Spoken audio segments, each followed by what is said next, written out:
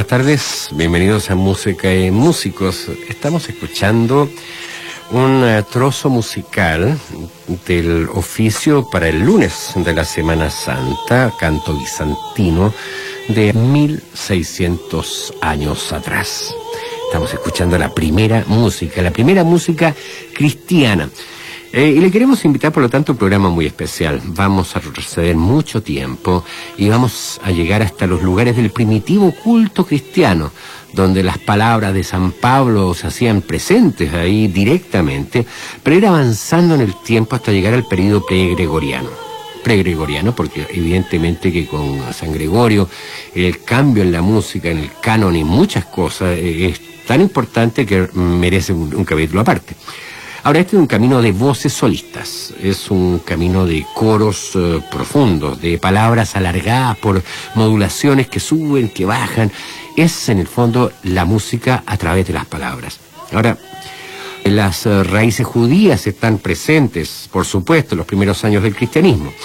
Básicamente, las salmodias o canto de los salmos y las himnodias o canto de canciones son los primeros esquemas de uso del cristiano primitivo. Voces, no instrumentos, considerados paganos en un comienzo.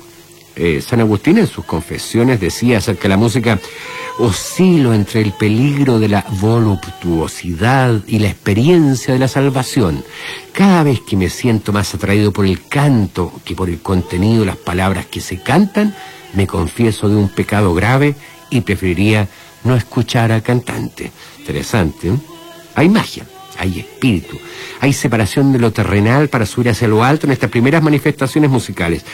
Y esta belleza de la que estamos hablando se cristaliza especialmente en el Jubilus y el Aleluya. Nosotros todavía recordamos los grandes Aleluya. Pues bien, un ejemplo de esto, de que estamos conversando, lo vamos a escuchar de inmediato. Es el Aleluya de este canto bizantino del oficio para el lunes de la Semana Santa. Y la interpretación es del Ensemble Organum de Marcel Pérez.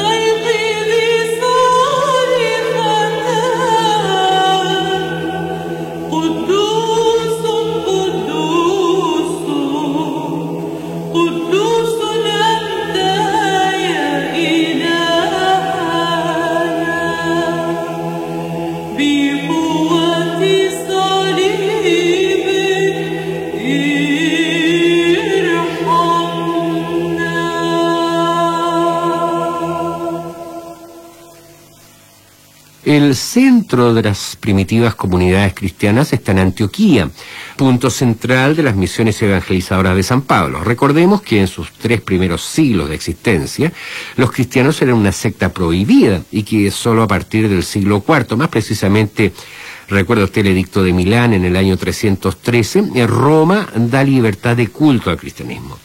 Las fuentes de la música cristiana primitiva entonces las vamos a encontrar en los templos o sinagogas judías y en la cultura antigua tardía, es decir, ¿se acuerda el helenismo después de Alejandro el Magno? Pues bien, ese helenismo que impregna el Mediterráneo oriental es fuente de música y de filosofía y de pensamiento en la iglesia primitiva. Esa va a ser su característica. Ahora, en el siglo IV de nuestra era, estamos hablando ya del tiempo del concilio del Edicto de Milán, la iglesia melquita de Bizancio presenta toda la influencia de la cultura del cercano Oriente. Las voces se expresan tanto en griego como en árabe. Por ejemplo, en el himno a la Virgen, Acción Esti, deriva directamente de la liturgia griega atribuida entre otros a San Crisóstomo, arzobispo de Constantinopla, quien viviera, para ubicarnos en el tiempo, entre el año 350 y el 407. Escuchemos el himno a la Virgen, música del Imperio Bizantino del siglo IV. La interpretación es del Ensemble Organum de Marcel Pérez.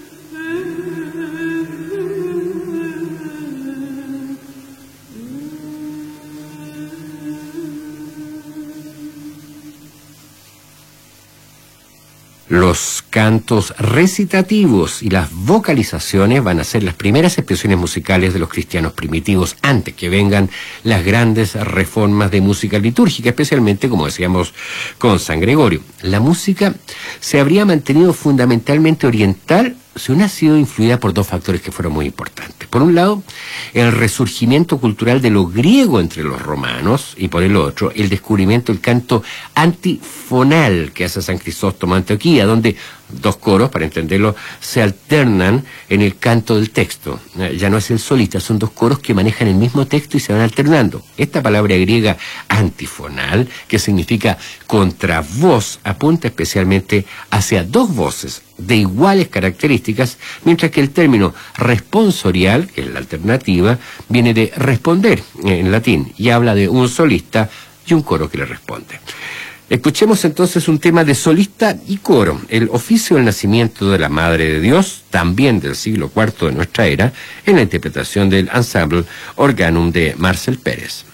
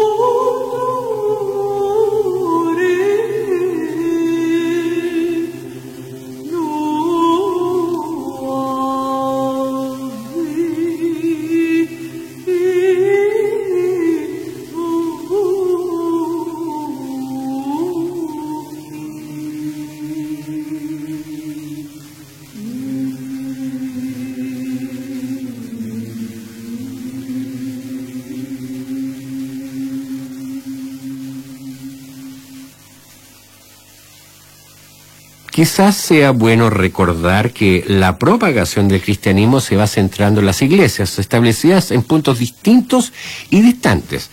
Surge así antes del periodo carolingio, antes del gran periodo de Carlomagno, ¿no es cierto?, del año 800, un grupo de iglesias fuertes en sus propios dialectos. La iglesia, por ejemplo, la iglesia milanesa del norte de Italia, básicamente cantada en estilo ambrosiano. La iglesia de Benevento, al sur de Italia. La iglesia de la península ibérica, con repertorio mozárabe. La iglesia de Roma, llamada de la antigua Roma, ya en tiempos del Imperio Bizantino. Y el rito galicano, propio de los galos. Importante porque eso nos demuestra que el universo, al desarmarse el Imperio Romano, comienza a engancharse a partir de estos focos culturales que son las iglesias. Cerremos esta primera parte de la historia primitiva de la música cristiana con un salmo ambrosiano, en su estilo, de la iglesia de Milán. El salmo es Tecum Principium Indie Virtutis Tue, y se remonta al siglo V de nuestra era.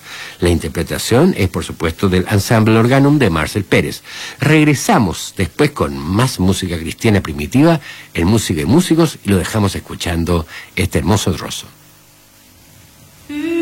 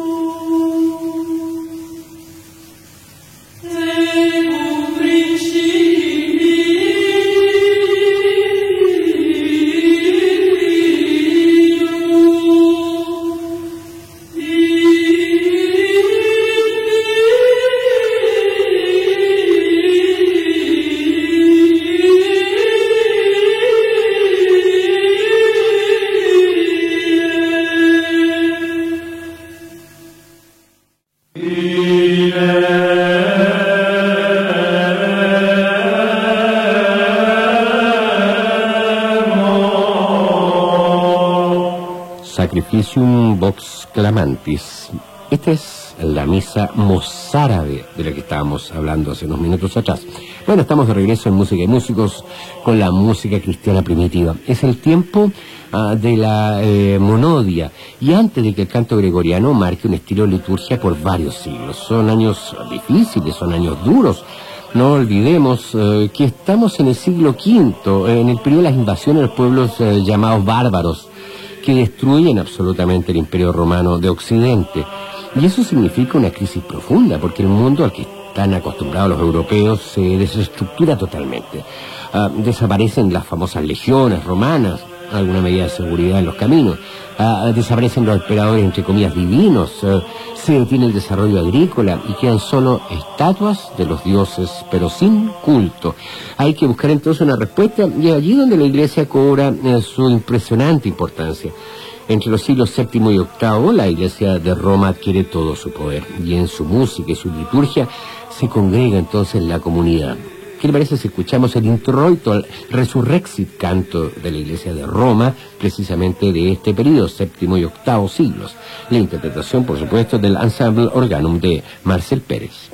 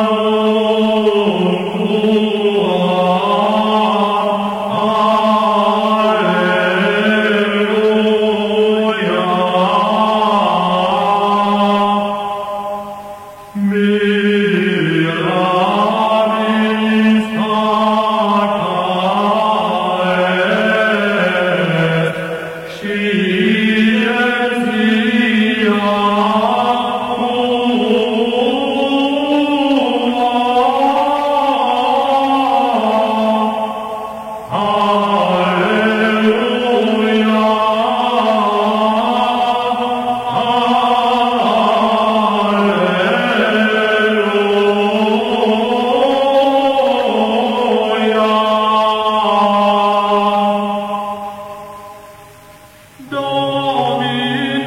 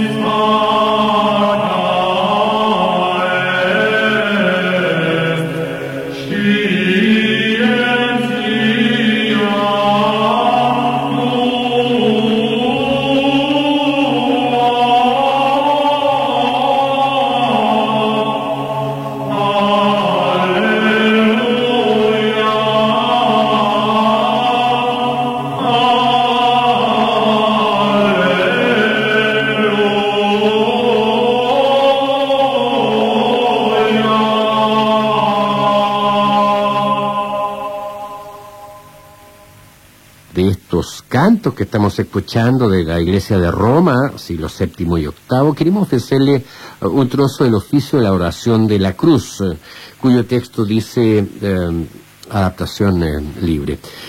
Congratúlenme todos ustedes que aman al Señor, porque yo, que era una sierva, he agradado a lo más alto, y por mis entrañas he engendrado Dios y hombre. A lo que el coro responde: por las entrañas no violadas de la madre, la gracia celestial penetró. El vientre de la joven ya un misterio que traspasa la comprensión. Y repite: y por mi vientre llevo Dios y hombre. Escuchemos entonces, a partir de esta explicación, un trozo del oficio de la adoración de la cruz. La interpretación es, por supuesto, el ensamble Organum, bajo la dirección de Marcel Pérez. Oh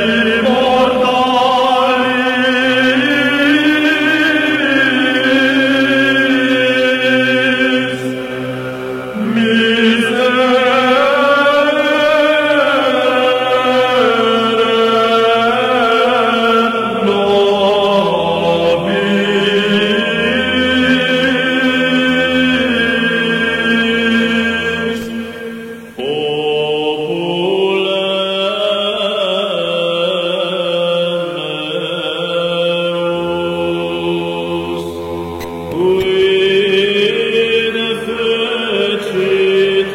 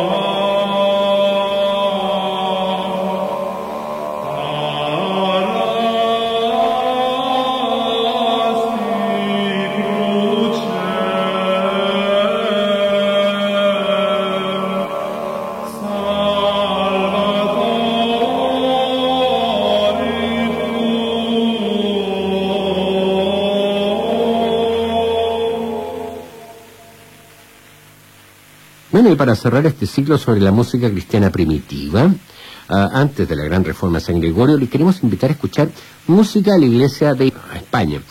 Importante destacar el prolongado conflicto que ha surgido entre la Iglesia Universal, la que está dominando Roma, y el rito español, que está dominado a su vez por el espíritu visigodo. No nos olvidemos que España es invadida por distintos pueblos de carácter germánico, entre ellos los visigodos que finalmente van a dominar el país.